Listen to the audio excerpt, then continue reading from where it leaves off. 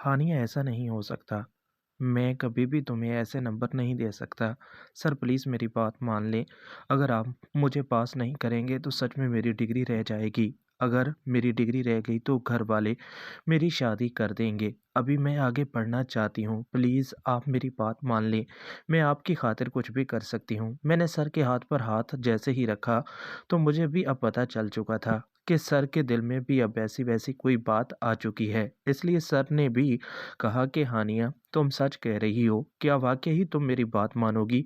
हाँ सर, मैं आपकी बात मानूँगी, मैं आपको खुश कर दूँगी, जैसा आप चाहेंगे बिल्कुल वैसा ही होगा। मैं आपको किसी बात से भी मना नहीं करूँगी। मैं जवान हूँ, खूबसूरत हूँ, क्या मैं आपको अच्छी नहीं लगती? हानिया तुम बहुत ही खूबसूरत हो। मैं जब भी तुम्हें देखता हूँ, मेरा भी दिल करता है कि मैं तुम्हारे साथ अच्छा वक़्त गुज़ारूँ। लेकिन तुमने हमारे इस रिश्ते के बारे में किसी को बता दिया, तो यूनिवर्सिटी में मेरा तमाशा बन जाएगा। सर आप बेफ़िक्र हो जाएँ।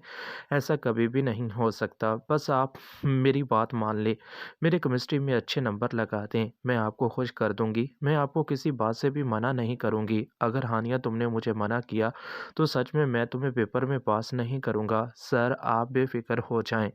सर ने कहा कि सच कह रही हो? हाँ, हाँ, बिल्कुल। सर ने उसी वक़्त मेरा पेपर मेरे सामने रखकर मुझे 90 नंबर लगाकर दे दिए। मैंने कहा सर आप इससे भी अच्छे नंबर दे सकते हैं ना? ये नंबर तो आपके पास होते हैं। सर आप मेरे 95 नंबर कर दें, मैं आपको किसी भी बात से मना नहीं करूँगी। जिस पर सर ने मेरी तरफ देखकर कहा कि देख लो ये नंबर तुम्हें बहुत महँगे पड़ सकते हैं। नहीं सर आप बेफ़िक्र हो जाएँ, इसके बदले मैं तुम्हारी दोनों तरफ से खेलना चाहूँगा।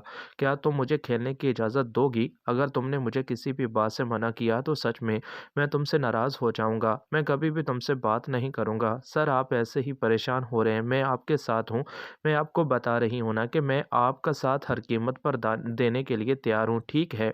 सर ने उसी वक़्त मुझे एक एड्रेस दिया, कहा कि इस एड्रेस पर तुम 1 घंटे बाद पहुँच जाओ। मैं इस एड्रेस पर आ रहा हूँ, फिर देख लेते हैं कि तुम कैसे मेरी बात मानती हो। सर आप बेफ़िक्र हो जाएँ। अब सर के साथ मैं जाने के लिए तैयार थी।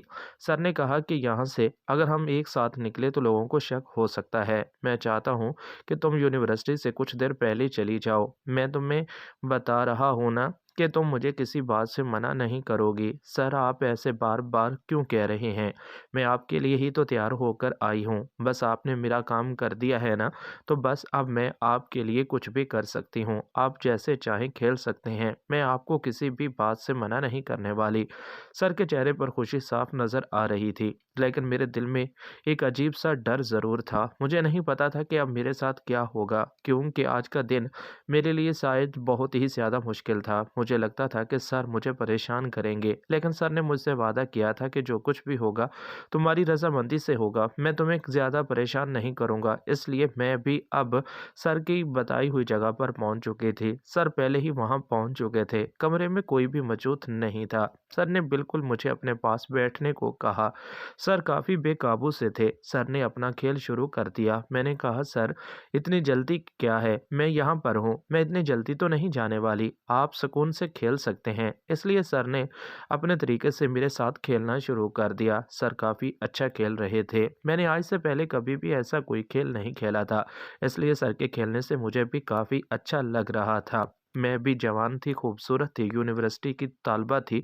बहुत से लड़कों से मेरी दोस्ती थी, लेकिन आज तक मैंने किसी के साथ भी ऐसा वक़्त नहीं गुज़ारा था। मैंने किसी को भी अपने पास तक नहीं आने दिया था। लेकिन आज तो मैं अपने सर की बात मान चुकी थी। सर अपने तरीके से अच्छा खेल रहे थे। मुझे काफ़ी अच्छा लग रहा था। वो जैसे-जैसे खेल रहे थे, मुझे काफ़ी अच्छा लग रहा था। लेकिन मुश्किल वक़्त तो अब जब सर ने मुझे एक अच्छी-सी पोज़ीशन बनाने को कहा, मेरे लिए ये काफ़ी अजीब था। सर को मैंने अपनी अच्छी-सी पोज़ीशन बनाकर दे दी। सर ने थोड़ी देर के बाद जैसे ही कोशिश की, तो मैंने कहा सर शायद ये मुझसे नहीं खेला जाएगा। मैं बिल्कुल साइड पर हो गई। मैंने कहा सर ये बहुत ही ज़्यादा मुश्किल है, क्योंकि सर ने जैसे ही कोशिश की, मुझे साफ पता चल रहा था कि मेरे लिए बहुत ही ज़्यादा मुश्किल हो जाएगा। लेकिन सर ने कहा कि नंबर भी तो इतने आसान नहीं होते। मैं तुम्हें इतने नंबर दे चुका हूँ, अब तुम मुझे ऐसे मना नहीं कर सकती। आओ ना दोबारा। मैं अब सर की बात मानकर एक बार फिर वही पोज़ीशन बना चुकी थी। थोड़ी देर के बाद सर आखिरकार अपने मकसद में कामयाब हो चुके थे। सर जैसे-जैसे खेल रहे थे मुझे काफ़ी अच्छा लग रहा था। सर ने कहा कि अब तुम्हें परेशानी नहीं होगी। सर अब बहुत ही अच्छा खेल रहे थे। मैंने सर के चेहरे की तरफ देखा तो वो बहुत ही ज़्यादा खुश थे। आज तो वाक़ई ही तुमने कमाल कर दिया। मुझे नहीं लगा था कि तुम इतना अच्छा मेरे साथ खेल पाओगी। थोड़ी देर के बाद सर ने मेरी पोज़ीशन बदलने की कोशिश की। मैंने कहा सर क्या सच में आप ऐसा नहीं कर सकते? मैंने तो तुम्हें वहीं बता दिया था। मैं अब तो इस तरफ से अच्छा खेल सकता हूँ। नहीं, ऐसा नहीं हो सकता। लेकिन सर ने आखिरकार मुझे लड़कों वाली पोज़ीशन में खेलने को कहा। सर अपने तरीके से अब अच्छा खेल रहे थे। मैंने कहा सर फिर भी आप देख लें, मैं तो चाहती हूँ कि अब आप यहाँ से खेलने से रहने दें। मैं फिर आपके साथ खेलने के लिए आ जाऊँगी। मैं नहीं चाहती कि अब ऐसा कुछ भी हो। सर ने कहा कि ये मौका फिर मिले या ना मिले, मैं नहीं चाहता कि अब ऐसा कुछ भी हो। मुझे तो लगा था कि सर बहुत जल्द थक जाएँगे, लेकिन सर है कि खेलने जा रहे थे। अभी तक उनकी स्पीड भी काफ़ी अच्छी थी, वो काफ़ी अच्छे तरह से खेलना जानते थे। वो जैसे-जैसे खेल रहे थे मुझे भी अब काफ़ी अच्छा लग रहा था। मैंने कहा सर आप तो वाक़ई ही कमाल के खिलाड़ी हैं। मैंने तो समझा था कि आप थोड़ी देर बाद खेलने के बाद थक जाएँगे। सर ने थोड़ी देर के बाद आखिरकार अपनी मंज़िल को हासिल कर लिया था। आज तो सर ने मुझे वाक़ई ही खेलना सिखा दिया था। मुझे तो लगा था कि मुझे सिर्फ़ और सिर्फ़ परेशानी एक तरफ से उठानी पड़ेगी, लेकिन सर ने तो मुझे दोनों तरफ से ही खेलना सिखा दिया। थोड़ी देर के बाद वो कुर्सी पर बैठ गए और मुझे खेलने को कहा। थोड़ी देर के बाद सर ने मुझे कहा कि मैं अब कुछ नहीं करने वाला, मैं थक चुका हूँ, तुम्हें ही ये सब कुछ खेलना होगा। मैं समझ चुकी थी, मेरा चेहरा बिल्कुल सर की तरफ था।